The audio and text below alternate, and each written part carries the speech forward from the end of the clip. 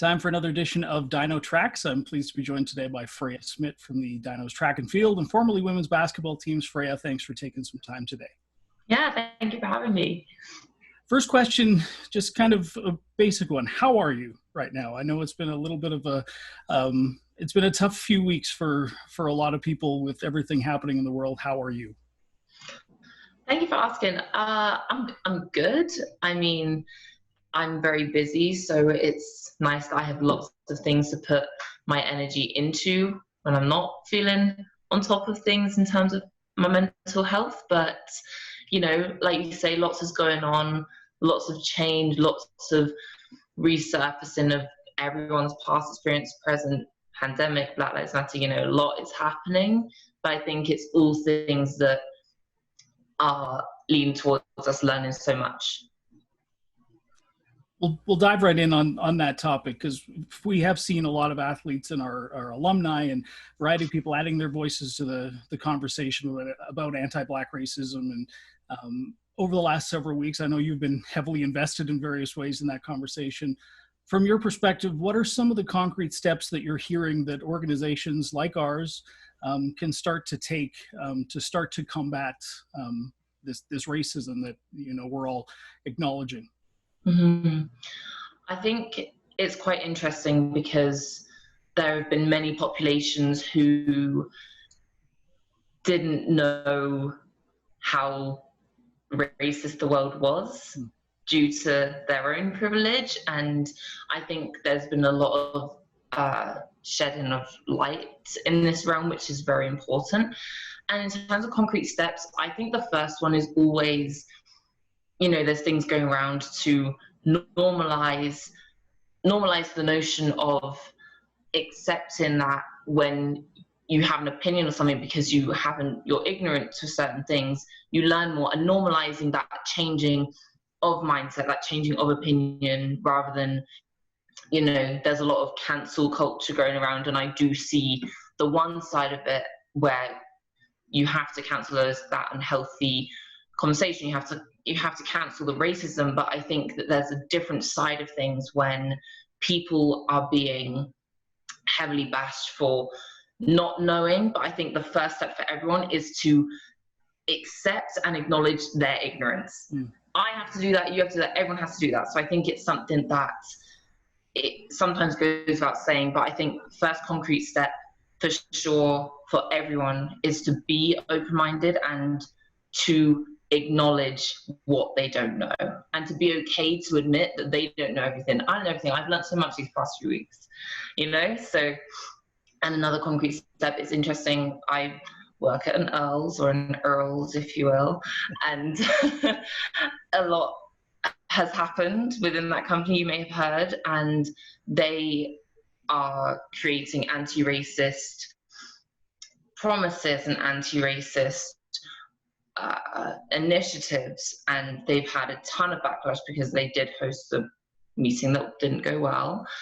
At the same time, they have really put their hands up and they are accepting feedback. I definitely wrote them a long letter that one of someone from head office responded to, and part of their concrete action plan and their steps are around creating a board and, you know, just basically, sorry that this is so long-winded, but another concrete step I think that's really important is to give the space for the voices of Black people and their experiences and their trauma, and being the ears for the first part, because in my experience and so many other people's experience, it's been normalized within society that we suppress all of this.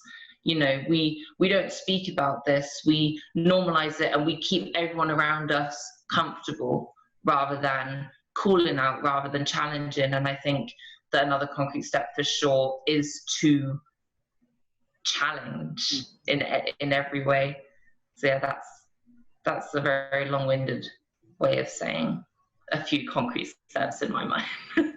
For sure. And I think the first thing you mentioned is so important, is just acknowledging what you don't know or what you've kind of been blind to in the past, and normalizing the idea that it is okay to change your mind or to take a different perspective. And that's a very important thing that I think a lot of us are starting to try to do. How about the sort of the other athletes in your world and your sort of orbit? How are they dealing with this, and how have you seen sort of the athlete community come together as part of this?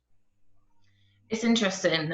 I feel as though I'm a part of a few teams. Like you say, I have my track people, I have my basketball.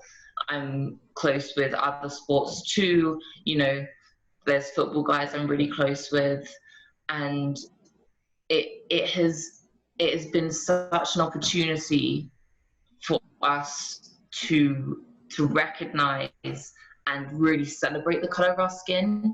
So that's when I'm talking to, you know, my black track friends, my black basketball teammates and players who I've coached, my black friends on the football team, etc., and other people in my life within sports.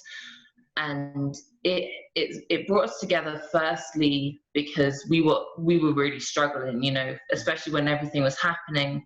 At the protests, a lot of us went together, so it definitely brought about a sense of community built from things that we've experienced and buried and suppressed, you know. And I think it has really brought people together. And in another kind of effect, consequence, whatever you'd like to say, I think it has made all of us, you know, mindful of what we can do within our teams, within the Dinos program, for each other, and just being there for each other, which is huge. So it's made me really, really appreciate the people I've met through the Dinos, no matter the color of their skin, you know, because I've had so much support. A lot of people have been incredible in terms of being mindful that we aren't okay right now, you know. So yeah, I think the sense of community that has come about from this, from something traumatic, you know, it's brought people together. This is all coming at obviously in the middle of a pandemic, which is creating issues for everyone as well. For you, you just, well, you missed your chance to walk across the stage because it didn't happen, but you just received your degree recently.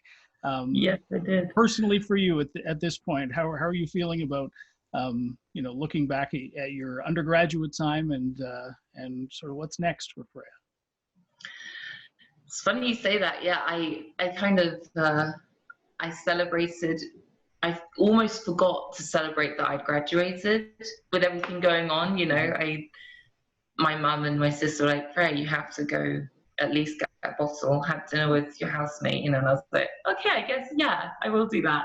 But since then, I've been doing some research with Carried. I've been working at the restaurant, you know, I've been busy with those things. And also I've become a member, I guess you would say, of the Black Canadian Coaches Association, which is a really exciting initiative too.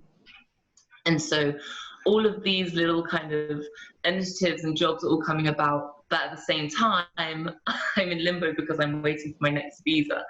So I don't know where my life will be even in a couple of months. So fingers crossed, I will get this visa. My plan is to get this visa and to work in, so I graduated with kinesiology. My plan is to get this visa to work in my field in Canada for a little while because I love it here and I can't leave. But if immigrations don't want that, then I'll be a sad girl, but I'll go back to England.